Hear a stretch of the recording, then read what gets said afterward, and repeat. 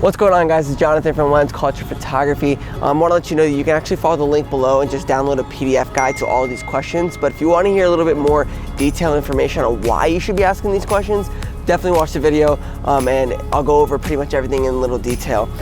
All right, so the first question you're going to want to ask is, what is your editing style? Now, the purpose of asking that is because you want to make sure that they know exactly what their editing style is, and you want to make sure that they answer it confidently, because that will show that no matter what time of the year they're shooting a wedding, the editing style is consistent. You're falling in love with their portfolio because you want your wedding images to look like that. So make sure you're asking what is their editing style, hear their response, and majority of the time they're gonna know their specific style. If they don't, they're probably still figuring that out, which in that case you may not want to book them for your upcoming wedding. All right, so the second question you want to ask is, how many cameras do you bring on a wedding day? Now, this one isn't necessarily a must ask, it's more so of a just like a curiosity. Having multiple cameras as a photographer gives us the ability to shoot on 2 different lenses, be more creative, and less stressful on the day of having to constantly be changing lenses on your camera body. So it's a question you may want to ask if you want your day to be super stress-free, and you want your photographer to have a lot of creativity on your wedding day. Does your camera save to 2 SD cards? Now, the importance of this is that whenever your photographer takes a single picture, it'll save to both SD cards. Now, you may be asking, why does that matter? Well, SD cards are small plastic things that we like finagle into our cameras, and they're like quarters. You can easily lose them and obviously drop them, and the files could break or crash. And a lot of times, in my personal opinion, every professional wedding photographer will be saving their images redundantly to 2 cards inside of their camera. This is a very industry professional question, but I think it's a good one that you should be asking your potential wedding photographer. Do you bring spare camera bodies to the wedding? Now, this one I think is, if you have to ask one question out of all of these, this may arguably be the most important one. And because nothing frustrates me more than seeing professional wedding photographers show up to weddings with 1 camera. I want to describe a situation to you. Imagine your wedding photographer is walking to your ceremony, trips, falls, breaks her camera. Then what? The remainder of your wedding photos are going to be iPhone pictures that really aren't going to be good enough for print or even editing for that matter. So this question is very, very crucial, guys. Make sure you're asking, how many camera bodies, spare ones do you bring? 2 is, I think, good. 3 is perfect, in my opinion.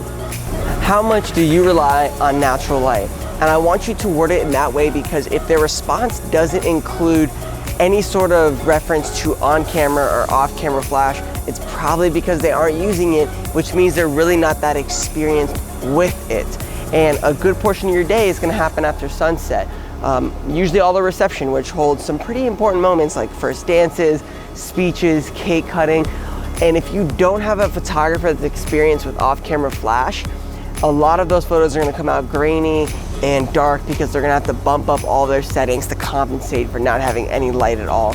So that's definitely a crucial one if you care about those moments after the sun sets. Number 6 is pretty simple. How many flashes do you bring on the wedding day? It's basically vibing off that other question of how many camera bodies. It's just good to know that they're gonna have a backup flash. You know, Uncle Bob could be at the reception drunk, hits the light, stand over, and it crashes and breaks. It's good to know that the rest of your wedding photos won't be dark as long as they have 1, maybe even 2 backup flashes in their car or bag or something. So very good question, and it also will help reinforce the aspect that you care about flash experience. So halfway done, guys.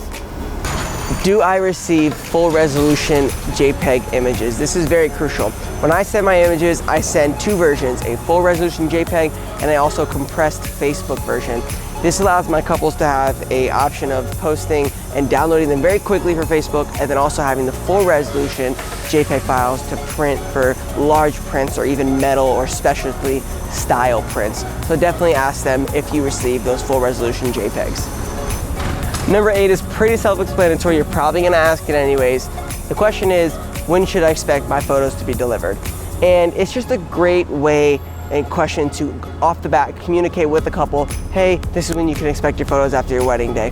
I give my photos pretty much anywhere between a 30 to 60 day window, and I send an automated email the day after the wedding. That way the couple knows and it gets reminded right off the bat when they can expect their wedding photos to be delivered. All right, guys, we're nearing the end here. Question number 9.